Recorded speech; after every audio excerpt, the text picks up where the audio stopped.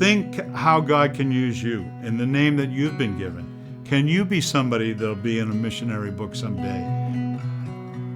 My name is David Livingstone, David Wiley Livingstone. I'm actually named after a missionary, Dr. David Livingstone. So David's family, I'm actually related through Livingstone's father. And I remember reading stories about Dr. Livingstone in Africa as a missionary, which he was the first white person to really do that. He had some kind of projector thing, and he would show these pictures and try to communicate with the Africans the gospel message of Jesus Christ. He went to so many villages, and God's favor was upon him. And, a lot of people have gone into missions because of Dr. Livingstone.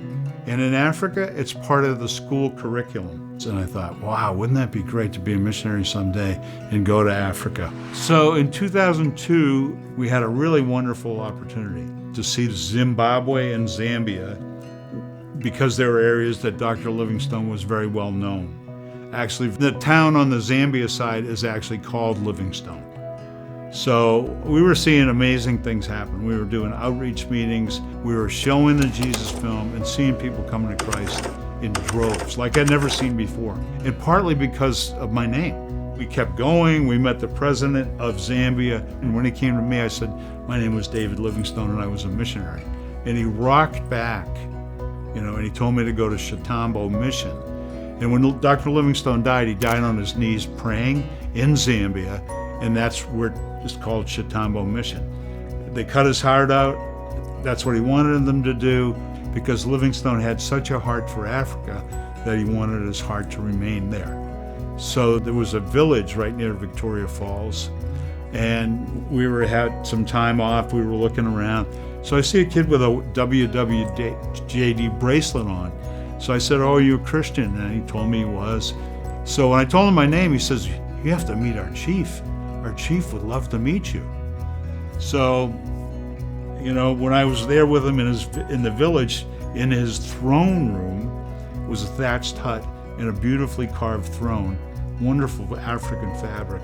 And he's in his business casual outfit with 2 cell phones on the table. And then I said, "Chief, I'd like to pray for you." He got off his throne and he got on his knees and he let me pray for him like that.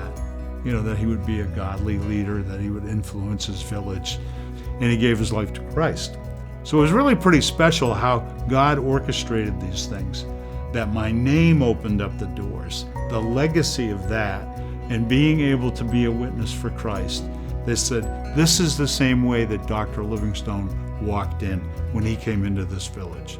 And I got goosebumps thinking, he prayed right here for future generations to come and influence Africa because of their faith. So I feel very honored to have walked in the footsteps, literally, of Dr. Livingstone. So I want to encourage you to think how God can use you in the name that you've been given. And I remember reading that scripture about having a good name being better than great riches, and really use it for God's glory. Can you be somebody that'll be in a missionary book someday? Or will you be someone who's a gospel patron, who's giving to help reach people around the world? It doesn't have to just be in going, having a good name. It can be in the living, the giving, however God chooses to use you. If you surrender to Him and His lordship, He can use the average person, the intelligent person, the people that have been to the greatest schools, or people who are a mechanic. Whatever it is, God can use you if you say, "Here I am, I'll go."